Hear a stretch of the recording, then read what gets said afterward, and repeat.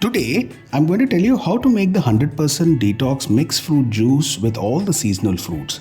For this, I'm going to take 1 cup of apples which are nicely washed and chopped.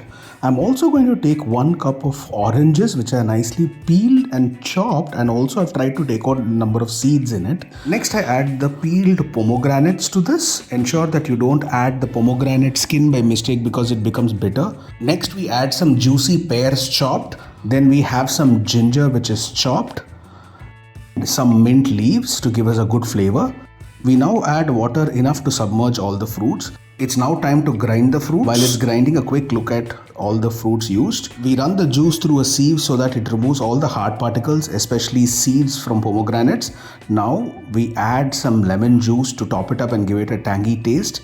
We then top it up with some salt, add some pepper and also some honey. Honey is completely optional depending on how sweet you want the juice to be.